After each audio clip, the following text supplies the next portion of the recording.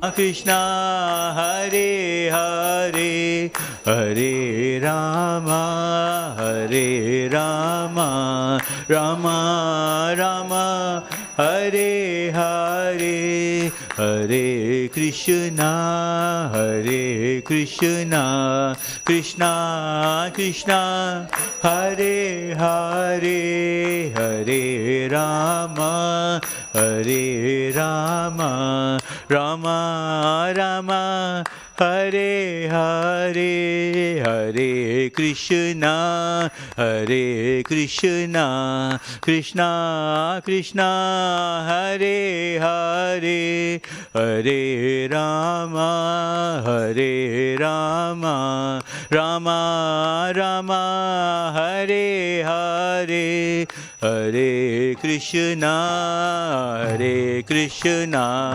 Krishna Krishna Hare Hare Hare Rama Rama Rama Hare Hare. Hare Krishna everyone. We're going to have a Bhagavad Gita class, and so we can request everyone just turn this side so that you can face Prabhuji and listen to the nectar of Bhagavad Gita.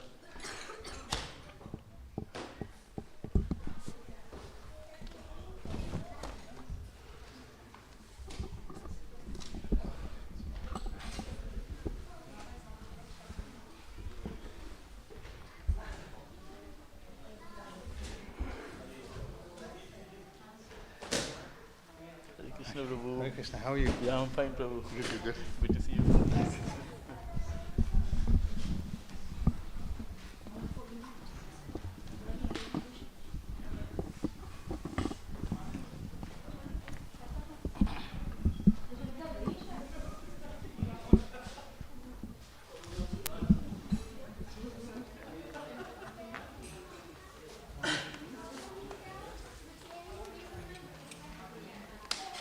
You staying? Stay.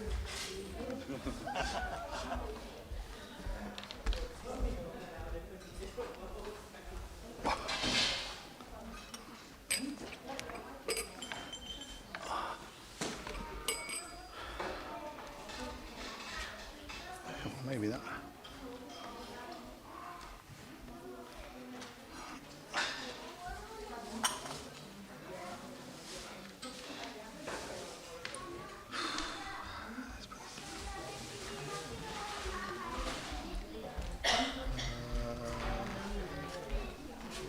Connections.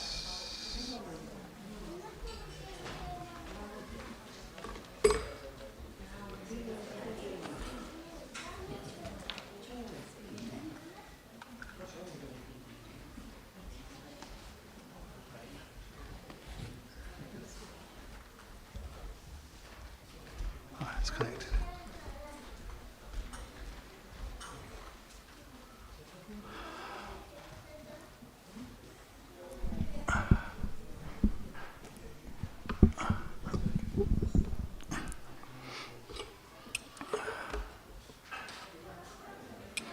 Boy.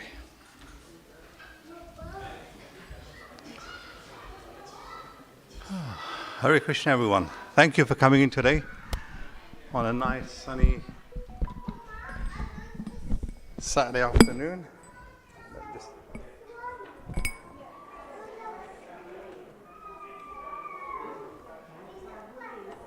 That's it. That's better. Now we can start.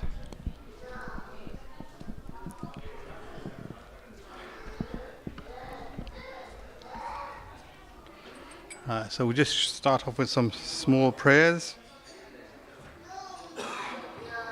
Okay. Okay.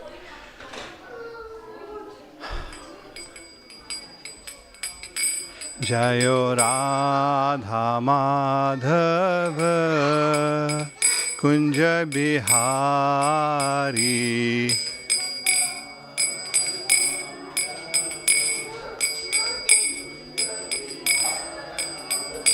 Jayo Radha Madhava Kunja Bihari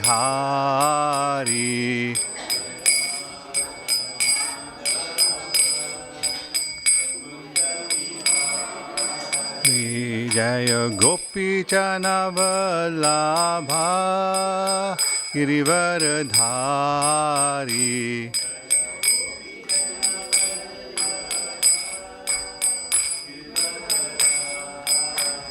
Jaya Gopi Chanavallabha Girivaradhari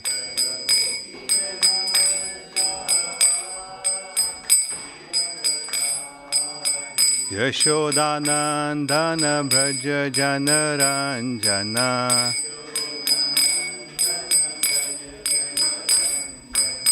Yashodanandana Braja Janaranjana Jamunatira Vanachari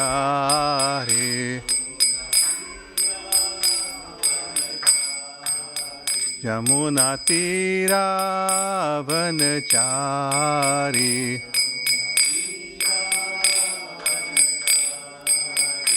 Hare Krishna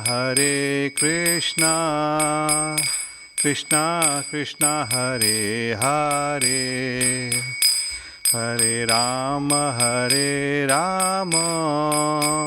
Rama Rama Hare Hare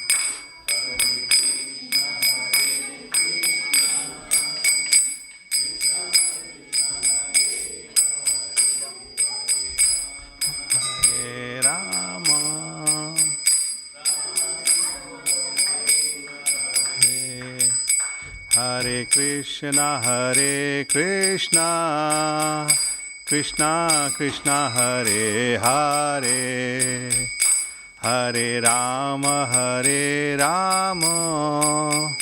Rama Rama Hare Hare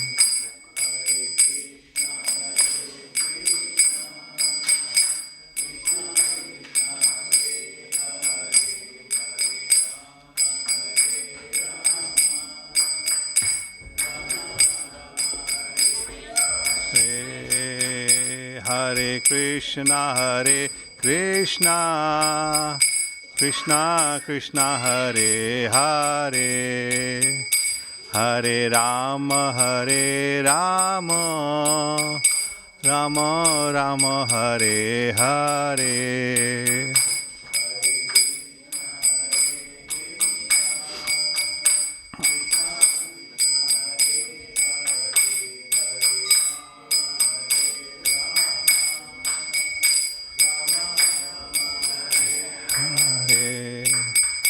Hare Krishna Krishna Krishna Hare Hare Hare Rama Rama Rama Hare Hare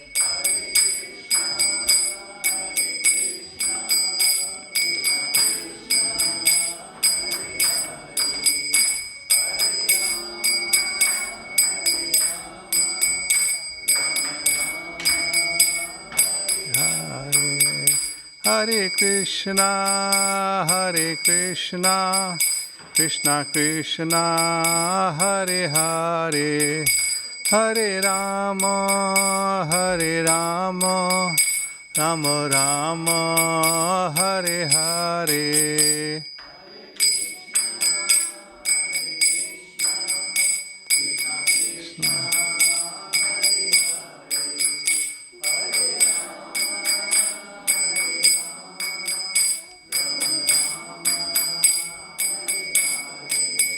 Jayo Radha Gokul Nanda Radha Gokul Nanda Radhe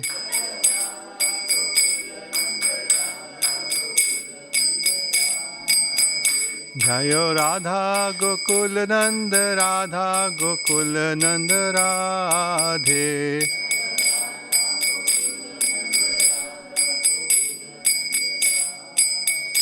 Jayo Sita Ram Lakshman Hanuman. Jayo Sita Ram Lakshman Hanuman.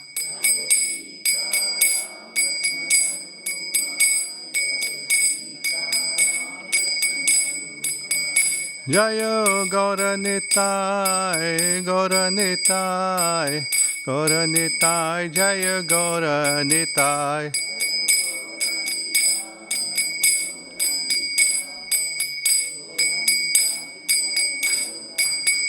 Jaya Jaya Prabhupada, Prabhupada, Prabhupada, Jaya Jaya Prabhupada.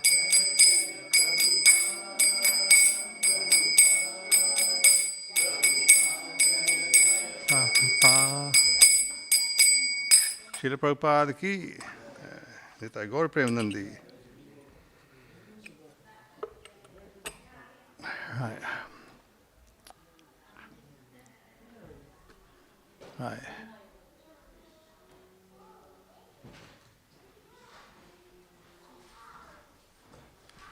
So once again, thank you everyone for coming today in this nice sunny Saturday evening to Bhaktivedanta Manor, the home of Lord Krishna. We're going to be talking from the Bhagavad Gita, chapter 9, verse 10. If you want, I think there should be some Bhagavad Gitas just on the side here. Or you can just open up on your phones or your iPads, just go to Vedabase, or just in Google type in Bhagavad Gita, chapter 9, verse 10. So we'll just discuss a little bit on that. Chapter 9 is entitled The Most Confidential Knowledge, which is quite interesting. Because the Bhagavad Gita has 18 chapters. And now these are we're coming up with all the best information is, the most confidential knowledge. The whole essence of the Bhagavad Gita is contained within, from chapter 6 to chapter 12. So that's where all the important things that we need to know. That's all the information about Bhakti Yoga that we need to know. What we should be doing is contained in this chapter. So when we normally say confidential knowledge, there's so many literally different meanings to it. Anybody really would throw some ideas. What does it mean? Confidential knowledge. Anyone, there's nothing, no hard or fast rule. Just shout out anything you want. What do you understand by confidential knowledge? Anything? Intimate, yeah. Intimate, something that's secret, personal. When somebody wants to talk to you, like when we're at work, we want to talk in confidence. You know, you can trust that person opposite. So in a similar way, Krishna is imparting this knowledge to Arjuna on the battlefield of Kurukshetra. And so Arjuna knows that he's his best friend, so, and vice versa. And this way, Krishna will impart the knowledge to Arjuna. And the way he's speaking it is not only for him, not only for Arjuna, but also for us. So he's imparting this knowledge while he's speaking so that we can also benefit from it. So why does he want us to benefit? Because we can become better people. Now, when you think this, the whole Bhagavad Gita is the essence of how one should conduct their life. It's a manual for life. How we should behave, how we should conduct ourselves. Basically, when you get a manual, when you buy something, you get an instruction manual. Similarly, the Bhagavad Gita is a manual for us, how we should be living a life, how we should eat, sleep, what we should be doing in our spare time, what's our purpose in life. Is it just to eat, drink, and be happy? Or is it something else more beyond what we actually are? That's the essence of here. So today we're going to talk about Bhagavad Gita chapter 9. It's an interesting one because, see, we live in this world where you either accept God or you don't accept God. There's only two paths. Or, and then we're always saying, okay, show me proof of God. And the thing is, there's two ways you can develop it. You can either see it for yourself or you can develop faith in it. Now, when a child goes to school, he doesn't ask the teacher, show me the book, that where you're getting all this from. He takes it on face value that whatever he's teaching me, that is the truth. I mean, he's explaining to me what it is. So he must be very knowledgeable to the fact that he's teaching me. So in a similar way, what Krishna, by reading the Bhagavad Gita, we develop our faith in Krishna. We develop our faith when we see things all around us. We see things that are happening 24/7. And we see there's so many things are happening, and there must be a far greater cause that allows it to happen. Things don't just happen by themselves. If anyone studied physics, there's always an equal or opposite reaction for everything that happens. So you can't make something out of nothing. Something has to exist before you can make it, you see. And so, verse 9.10 that we're going to talk about, it goes something like this. Maya adakshena prakriti suyata sachacharam hetu anena kaunteya jagad vipari vartate. Says Maya adakshena prakriti suyate sachacharam hetu anena kaunteya jagat vipari vartate. So, translation of that verse.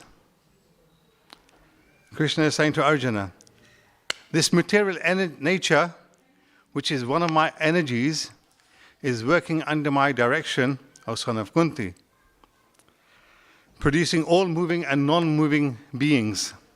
Under its rule, this manifestation is created and annihilated again and again.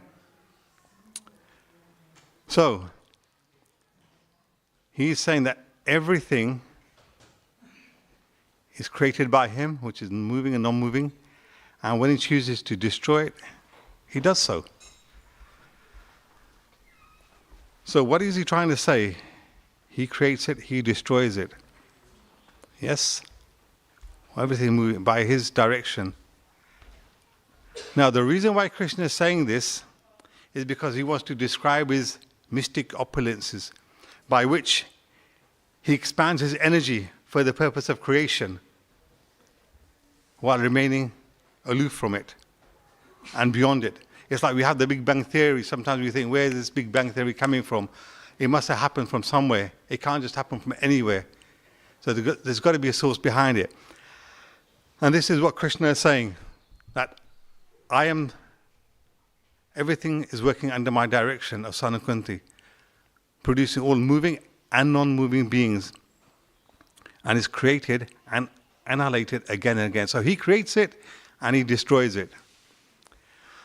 So this verse specifically emphasizes the Lord's supreme will, and thus he proves without any superintendence the supreme authority of the personality of Godhead, that material nature cannot do anything on its own. He is in charge of it. Nothing is independent. But at the same time, the Lord is neutral. It's like when you have a football match. The referee is totally impartial to both sides. He has got to concentrate on the game. He's not worried about who wins and who loses. It's about fairness, what happens. So like if somebody has a foul, he gives him a free kick. Or if it's inside the box, they get a penalty. So in a similar way, Krishna, he's in charge of everything. But you know what? He says, I'll let things happen. he takes a back seat and just relaxes. Because material nature is in charge. He says, you do what you have to do. If you have any problems, then come to me. So the management of creation is done on the Lord's behalf, but the Lord is completely detached.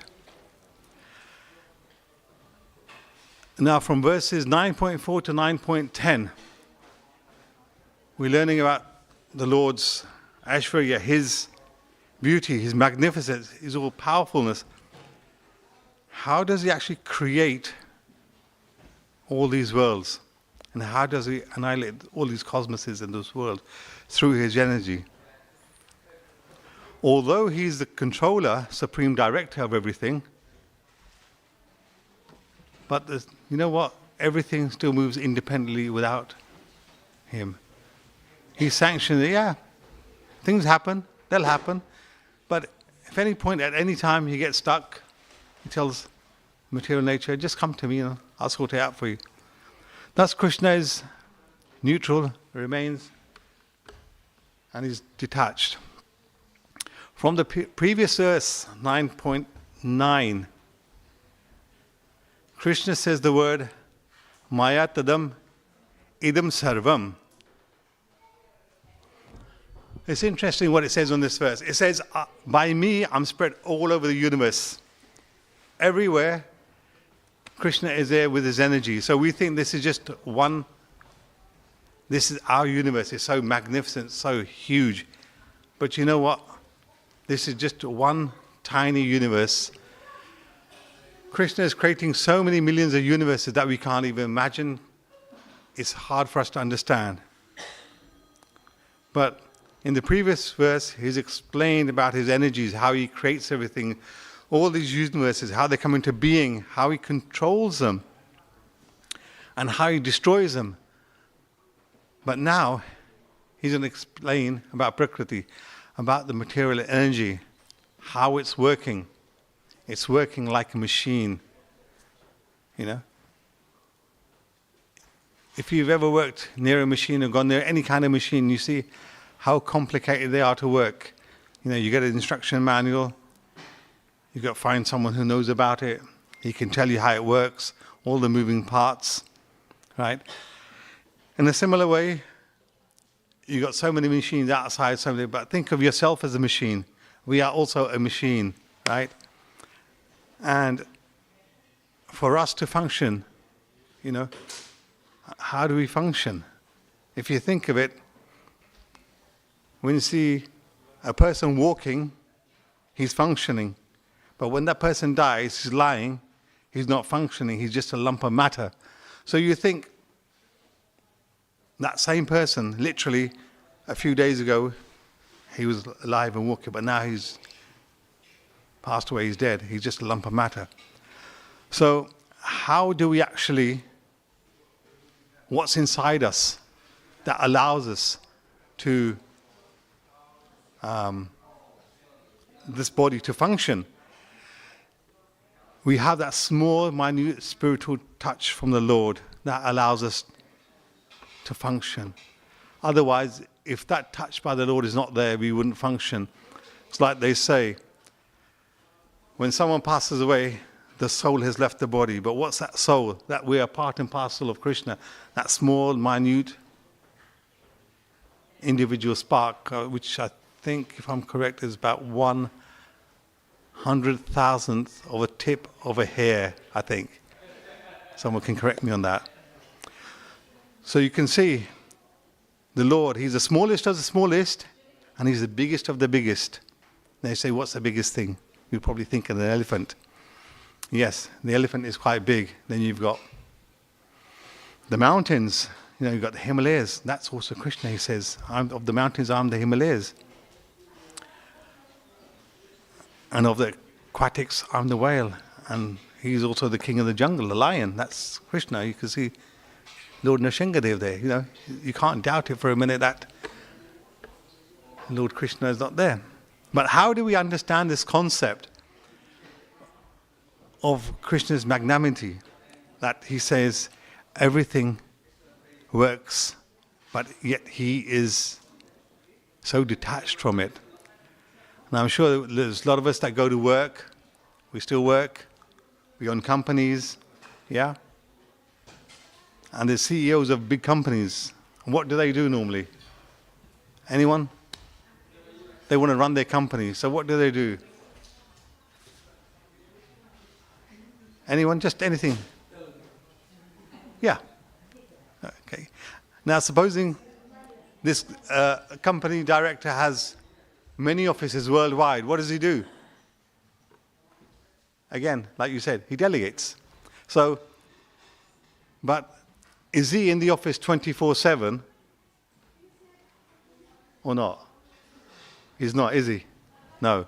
So, right, one day he might be in the office for a few hours. The next day he might be out there playing golf for the whole 8 hours. Hasn't got a care in the world, but his company is still running. Everything is going on. Sales are being met. Targets are being met. Does he visit each site, each office, if he's got, I don't know, I can't think of an example now. I don't know. If it's a really big company, you don't see the CEO going into each office, like from London to Paris, to America, to Japan, just seeing how the offices run. No. What does he do? He delegates these roles. He delegates these roles, like Prabhuji said. When you're in a company, you'll have human resources, safety, product development. So in that aspect, everyone is being delegated a task. So right from the very top, he's a CEO. Underneath him, he delegates all the work to be carried out. At the end, all he's looking for is results. If there's an issue, if there's something happening they can't fix or can't do, or if there's a complaint, obviously you have a complaints department, but if it's something very serious, then he'll come and handle it. So in a similar way, right, this whole material energy, the whole material world, we have, like we normally say, we have 33 million demigods, Devi Devtas, and each one of them is designated a role. They all play their own individual part. And you think, wow, how can that be so? You have, example, you have Lord Indra, who's in charge of the rains. So he ensures that rain falls at a particular time, particular place. And as we know it, when it's time for Govardhan Leela, he literally poured down so much rain that the whole Vrindavan was flooded. But the inhabitants of Vrindavan saved, and Krishna lifted up Govardhan hill on his mountain on his little left finger. Okay. And then we have the wind god. Right, he's quite powerful. Sometimes you have a gentle breeze, sometimes a storm, tornadoes. So they're all in charge of it, As and when what's needed happens. You get the sunshine today, nice sunny day. Yeah? It's that same sunshine, which on certain days can be like only minimum heat. Yeah, other days it can be like, 40, 50 degrees if you're lucky, or depending where you are actually. But each one is independent, right? The sun comes up at a certain time, and sun rises at a certain time and sets at a certain time. And the moon always rises at a certain time, sets at a certain time. But they are still dependent on the Supreme Lord. Without his sanction, they wouldn't rise or set. Now you think, how is that possible? Right. On the Battle of Kurukshetra, my memory's a bit blank at the moment. There came a point when Krishna, they're in the battle. I'm just trying to work out who they were. There came a point where Arjuna had to, I can't think of that, had to shoot someone, and through Krishna's mystic power, it's a bright sunny day like this, and all of a sudden clouds came and went pitch dark, and they thought it's evening, right? The day is over. And then Krishna goes to Arjuna, there's your target there, and within the space of a few seconds, the clouds moved and the sun came out, and Arjuna was able to hit his target. I just can't think of the name of the people at the moment. It's off the top of my head. Jadra, that's it, yeah. Yeah, that's it, I was thinking. So Krishna can do what he likes. So he's actually in charge of it. And, okay, that's something material. But then when you look at another thing, like Hiranyakashipu, okay, he's the father of Prahlad Maharaj.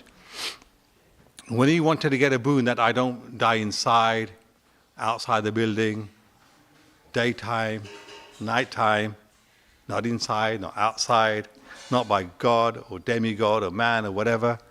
Lord Brahma, yeah, you can have that boon, no problem. But then he realized, I put myself in deep trouble. He's thinking, now given this boon, right, even though Lord Brahma is independent, yeah, he's given this boon to Hiranyakashipu, but what happens? He realizes, it's not a very good thing to do. Because why? Because no one's actually ever had this boon, and he'll create havoc. And then what happened then? The Lord come down. When Lord Brahma went to Krishna, he said, look, I've given this boon. I don't know what to do. What shall I do? He goes, don't worry. I've got my very good devotee, Prahlad Maharaj. He will, near to the time, he will call me and I'll come. Then he appears as Nrsimhadev, which is just there on that first picture, as half animal, half lion. He kills him not inside the house, not outside the house. It's not daytime, it's not nighttime. So even Lord Brahma is not independent as such. He's still dependent on Krishna. And then that's on that side. But even in our own world now, like I've got this laptop, it's working, right? It's functioning. If it has electrics, would it function on its own? No. It will still need an operator to switch it on, and then it lights up, and to do whatever you want to do. If there isn't an operator, you can go to, say, Curry's, you see all these PCs lying there on their own, but are they any good?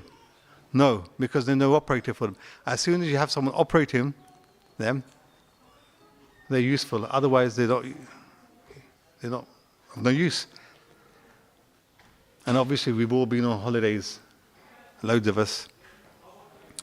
And, an airplane is a brilliant machine. But again, that's quite complicated.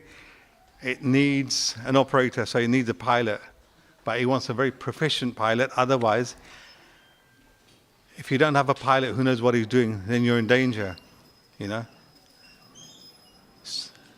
Jai Shri Shri Radha Gokulan Bhagwan Ji ki, Sita Ram Lakshman Hanuman ki Jai, Shri Shri Gaur Nitai ki Jai. So in a similar way, Krishna has everything in place to start creation.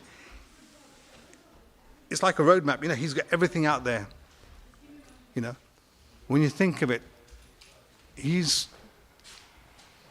everything is set in place when he wants to start creation. And what does he do? All Krishna has to do is just glance at the material nature, and then he starts creation. Now sometimes we think, well, just by looking he can create. How is that possible? Yeah? We often think that, how is it possible? But has anybody walked in the gardens at the back? Yeah, you walked in the gardens, you've got all these nice, very sweet, very fragrant flowers. What's the first thing that hits you when you enter those gardens? It's the fragrance of the flowers. Even though you're not anywhere near the flowers, but you can still feel that fragrance. So you have that connection between yourself and the flowers, but you haven't even seen them yet. Right? So in a similar way, Krishna doesn't physically go and touch something or, I'm going to start it. There's no like a key to start material nature, to start creation. No, he just looks at it. So from that aspect, that is a connection between how he actually creates the material world. Okay? So there's that connection between the Lord and the material. He just looks at whatever he wants to do and it happens. I mean, we don't have that power, man. You can imagine if you were Superman or something, you just look at something, Might be a possibility, but Krishna is more than Superman. He's a very, very Superman. The feats that he can do, I don't even think Superman can do. But that's another topic for another day. But the thing is, we have gone through this cycle. They say there's a cycle of 840 million species of life. Then we come through that cycle, and now we've been given this opportunity as humans. So, we are able to distinguish from good, bad, what's right, what's wrong.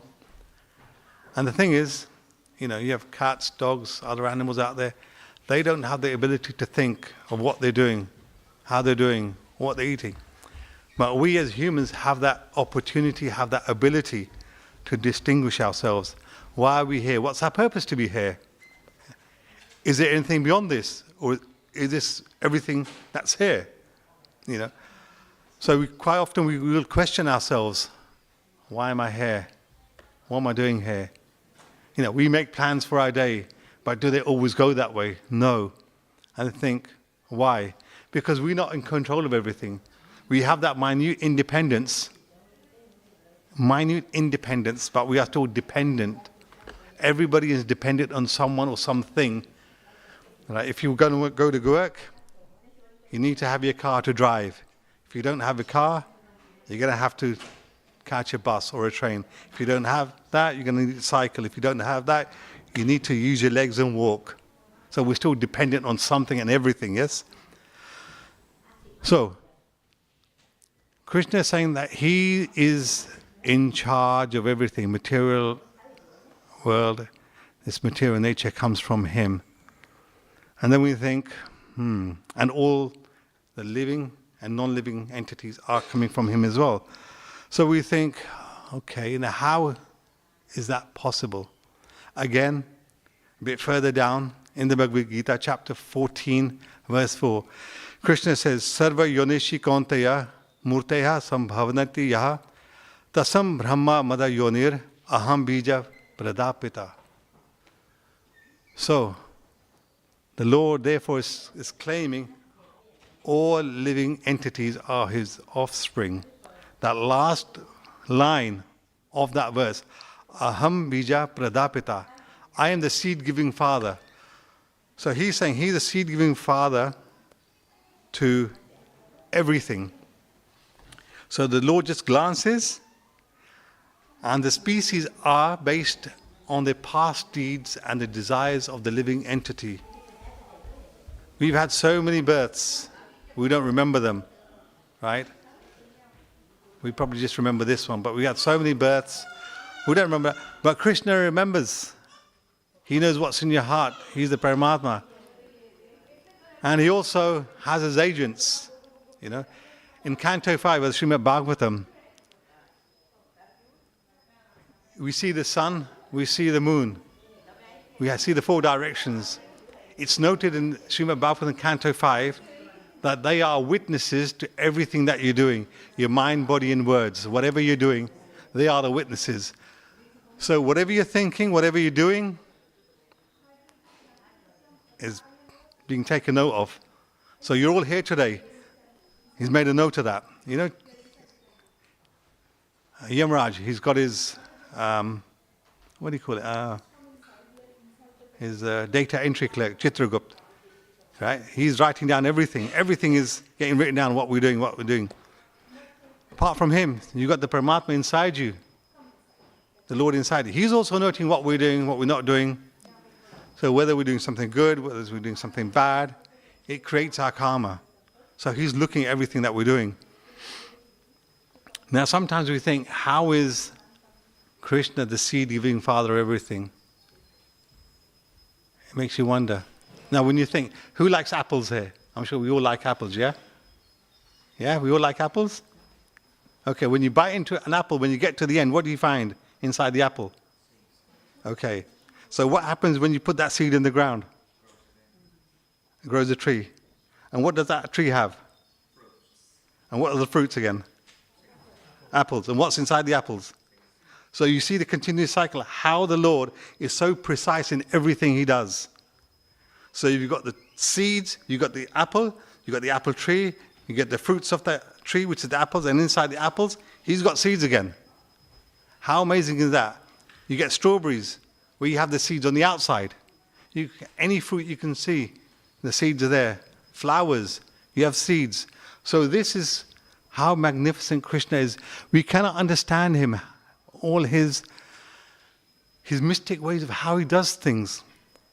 But the way he does this thing, why does he do all these things? Is, Krishna says, he wants us to develop faith in him. Because if we don't develop faith in him, what happens? We become atheists. We think there's nothing higher, there's no high power or supreme being above. It's me, myself, and I. I do everything. Well, in fact, I don't do everything. You know, you go to bed at night, you're making these plans. Do you know you're going to wake up in the morning? We don't. It's a simple fact, yeah? We don't really know. So who's actually in control? We're not in control. Right? Krishna is in control. He can choose what he wants. He can either give you a good day or a bad day. Or, you know, make it from a bad day, make it a good day. You know, we have all these things that take place, and then we, quite often when things go bad, you say, God, why are you doing this to me? We all say that. It happens, doesn't it? Hey, God, why is it me? Why are you picking on me today? And yet, when we have good days, we don't say thank you to him. So I've had a really good day. Thank you, Lord. Thank you, Krishna, that I've had a really good day. You know, so you've got to remember, it's a two-way reciprocation between good and bad. So you've got to say, okay, I've had a bad day, you know, fair enough. But when you have a good day, you've also got to thank him, you know, because he's given you a good day. The problem is, he wants us to believe him, otherwise we become atheists. But why does he want us to do that? How can we see him? Because we can't actually see him with the eyes we've got. We don't have these eyes to see the Lord. You know, his beauty is magnificent. So, why? Because we're in this age of Kali Yuga, as we call it. And there are 4 defects in that. I'm sure this has probably been said so many times, but it's true. It's not only, you see it everywhere. You know, the 4 defects: illusion, cheating, imperfect senses, and making mistakes. Right? It happens everywhere in life. You're at work. Yeah? Now, where I work, I won't tell you where I work, but I work as a civil servant, but that's different. But in my line of work, people are constantly cheating. And I have the job of trying to find out what they're cheating on. So they're constantly, blatantly cheating right in front of your face, and you think, well, hold on, this is not X and Y. You know, we're in illusion. We're thinking, oh yeah, I can do this, and this is my plans, and you know what? I can do this tomorrow, I can do this now. You know, I have X, Y, Z, and I can do this. And the other thing is, our sense is not perfect. Sometimes I might say, oh yeah, I've got these cartels, and it's a red thread on it, but it might be green. There might be another one there with red, but I'm saying, oh yeah, but it's definitely a red one I picked up, and it's a green one. So our sense is not perfect, everything. And we can all make mistakes. Mistakes happen. And when you make mistakes, you become a better person. So now how do we understand Krishna? Because we don't actually see him. I mean, obviously when you come to the altar, you see him, how beautifully he's dressed, what he looks like. We know where he lives. But in the material world, how do we see him? Again, Krishna says, chapter 7, verse 7, Mata partam nanyat kinchid asti dhananjaya mai sarvam idam protam sutra mani gana iva. O conqueror of wealth, there is no truth superior to me. Everything rests upon me as pearls are strung on a thread. So when you look, sutra mani gana iva. Just as you're wearing a pearl necklace, I'm wearing, I can actually see the thread inside it. When you're wearing pearls, you don't actually see the thread that's holding the whole pearl necklace, yeah? Because without that thread, the necklace is of no use. the pearls would just be scattered everywhere. So what's holding everything in place is that necklace. So is that thread. So Krishna is like that thread. He's holding all the material energy with that. He is a thread, binding thread that holds everything together. You know? And then we always think, well, how can he be holding that everything in place when we can't see him? But you have to have that faith in Krishna that, yes, he is holding. He's the driving force behind everything. He's that thread that's holding all this material energy, this material world. And then we come to the point where we think, there's always this controversy that is the Lord a person or is he just an abstract thing? The supreme absolute truth. Is it personal or is it impersonal? Because quite often we say, oh yeah, the Lord, he's just a very bright light. No one's actually ever seen him, but he's this massive effulgence like the sun, really, really bright. That's the Lord, yeah? That's who he is. But when you read the scriptures, when you start going through the scriptures, he explains to you what he is. And in the Brahma Samhita, the Lord Brahma actually affirms this statement, right? That the Lord is actually a person and what his name is. So in Brahma Samhita 5.1, Ishvara Param Krishna Satchid Anand Vigraha Anadi Nadir Govinda Sarva Karana Karanam. So he's specifying again a few points. Ishvara Param Krishna Satchid Ananda Vigraha.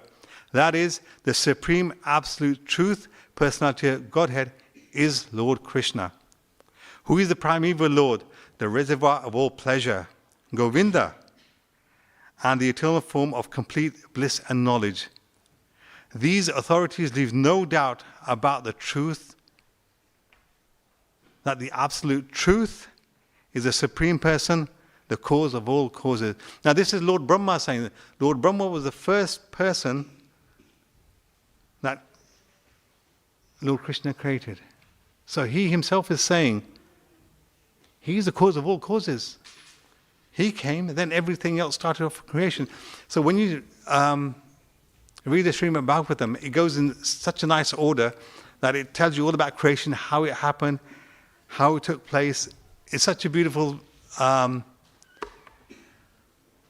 Canto 2, there's bits in Canto 4 and Canto 5, explains you the whole theory of creation, this planet, the sun, the stars, the moon, how the orbits take place, the days, months, years, how the calendars worked out. Everything is there in the Srimad Bhagavatam. So from this, just this one verse from the Srimad Brahma Samhita,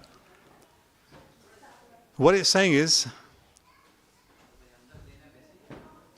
when you try to build something, yeah, this will probably stick more to us in our mind, how it takes place. So you want to make something, right? So Krishna is owner of the land, yeah? He's got, he's got material energy there. He just looks at it and he wants to develop it. So then Brahmaji comes in. He's known as, like we say, he's a creator. Now, like we normally say, Brahma, Vishnu, and Mahesh. Yeah? So this is where it comes. Brahmaji is going to create everything. So he's given the task to create it. Like if you have a shell of a building, you need an interior designer. He's going to put, okay, you know what, you want to have your windows here, you want to have your kitchen here, you want to have this there. So he's like the interior designer. He's going to design everything. So you have your plants there, your flowers are there, your garden's going to be like this, and it's going to be, this is the whole layout of it. So he designs it, he has an input, and then Vishnuji is the maintainer. He maintains everything, makes sure everything runs like clockwork. There's no mishaps, no nothing. And then when it's time to wrap up things, what happens? Lord Shiva comes up, and we call Lord Shiva the destroyer. So he says, you know what, I think it's time to wrap up our business here. I think we need to get going. So then he destroys all that's when annihilation takes place, the destruction of the universe. But each one of them is independent of Lord Krishna, but they all act under his guidance. As and when he tells them to do something, they're doing it, or as and when they get stuck, they go for his help. So we've realized there are 840 million species of life. All are controlled by Krishna, from the smallest of the ant to the biggest of the mountains, to all these big trees and everything you can do. All controlled by Krishna, but can you do anything independently? No, we've learned that you can't do that. Can we plan our day for ourselves? No, we can't do that. We always have impediments, difficulties happen. Nothing is ever smooth sailing. When we're at work, sometimes, you plan, like even today, I have my class at 6 o'clock. I was supposed to finish work at 3 o'clock, and I didn't leave work till 5 o'clock. So I literally left work, got home, 5:40, change, and come straight here to give the class. So my plan was I'll have an hour to prep up for this, but I didn't. So, yeah. We have a free will to make choices, good, bad, nice choices, horrible choices. The thing is, if you make good choices, like we're all here today, it's a good choice. It's going into your spiritual bank account. You're being credited for that. Obviously, you can't withdraw it just yet. You don't have the ATM card for that yet. But later on, Krishna will look at your bank account and say, yeah, I've seen it, that's credited that day. But if you do something bad, that also gets noted. And that bad things that we do bind us to the cycle of repeated birth and death. So what is Krishna telling us? Krishna is telling us of his inconceivable relationship with this material world. He tells us his Aishwarya, about his beauty, his knowledge, about his opulences, to stimulate ourselves for service to him. Why? So that we can start worship him. So, in a quick summary, we know the Lord creates, maintains, and destroys the whole universe. The whole universe is out here. Okay. He looks at material energy, and he just can create, right? He pervades with his unmanifested form, which can only be revealed with devotional service. He said, to get to know him, you need to do devotional service. Everything rests upon him, right? But he still doesn't lose his personal existence. Krishna is in charge, just as pearls are strung on a thread. He's that thread that binds everything together. But yet, Krishna, we can see him, his form, his beauty, and what he looks like. We cannot understand how he does things, but they happen. He's in charge of them. Now we have a lovely blue sky out there, but if he wants to, the wind is blowing. We can't see the wind, but the wind is there. Yeah? And you can have a nice gentle breeze, or you can have a massive storm. Yeah, you can have a massive storm. Look at the size of the sky. Can you believe it, how big it is? Our imagination is so limited. We cannot conceive all these things. The cosmic manifestation, we're still coming to terms how big it is.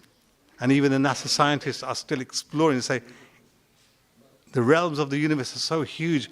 We're just one small, minute particle of the universe. Our universe is tiny compared to the whole of creation. So we're just like 1/4 of it. So in conclusion, Krishna's role, create and destroy. And at the end of the millennium, everything goes back into his resting place as Mahavishnu. So the Lord is not directly responsible, but we need to free ourselves from this material cycle of birth and death. There's 4 things we can't escape, and nobody can escape. That's birth, old age, disease, and death. Whether you're humans, plants, animals, whatever you are, we have to go through all these 4 cycles, yeah? But there are 9 processes of devotional service that we can do. And what are they? One of the most easiest and common that we can do, Bhagavad Gita 9.26.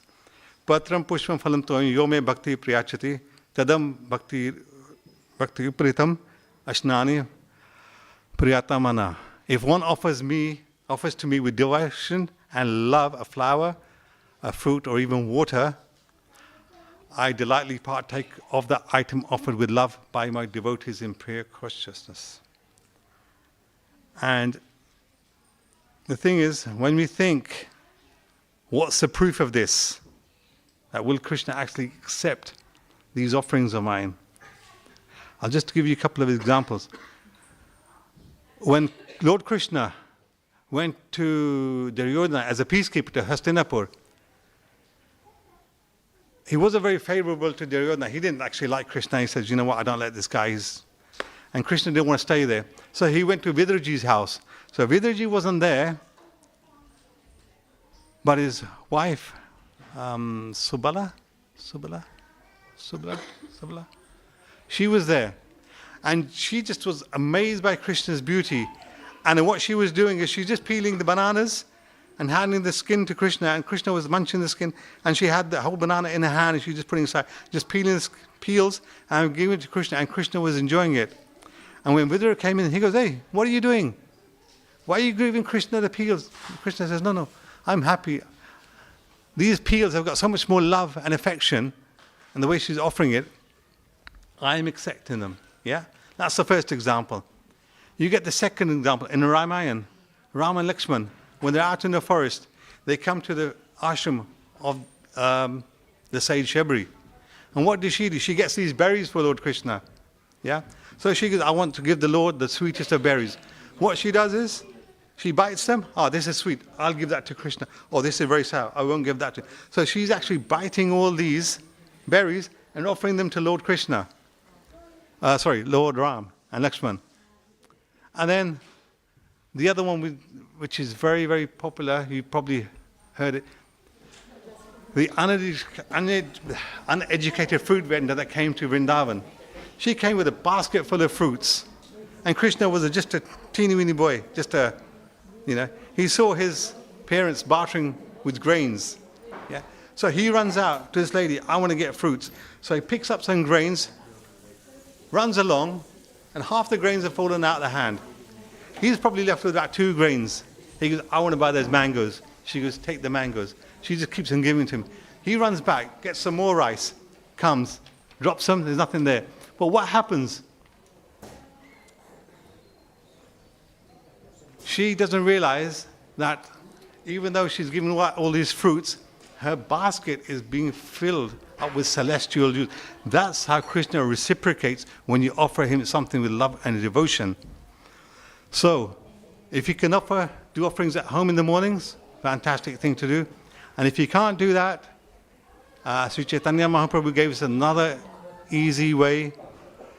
He says in C.C. Madhya Leela 642, Hare Nam, Hare Nam, Hare Navi Kevalam, Kalo Nasteva, Nasteva, Nasteva Gatinanyata, that all you have to do is just chant the holy name of the Lord. That's enough in Kali Yuga. You don't have to do any other sacrifices. Simply, if we all put our hands in the air, everyone, and chant of me, Hare Krishna, Hare Krishna, Krishna Krishna, Hare Hare, Hare Rama, Hare Rama, Rama Rama, Hare Hare. And that's all you have to do. Just 16 symbols throughout the day. There's no hard and fast rules. And you taking one step towards Krishna, and he'll take 1,000 steps towards you when you start chanting his name. So now you know Krishna is everywhere. He's all pervading. He listens to you when you talk from your heart, and when you chant with your heart, he will listen to exactly everything you say. So I think I'll end it there. We've got arti going to take place now.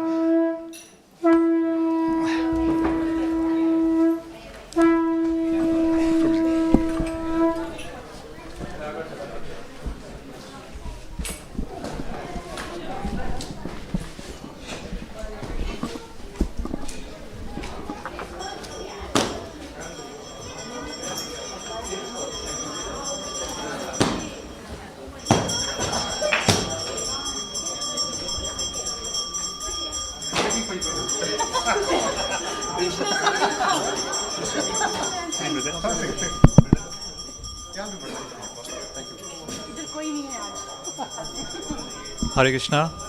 So we'll be singing Gaura Arti.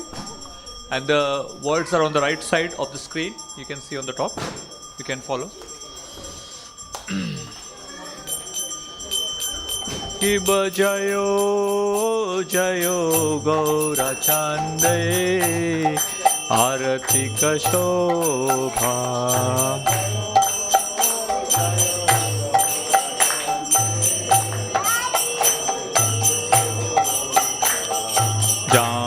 Janavi tatavani jagamanalobha.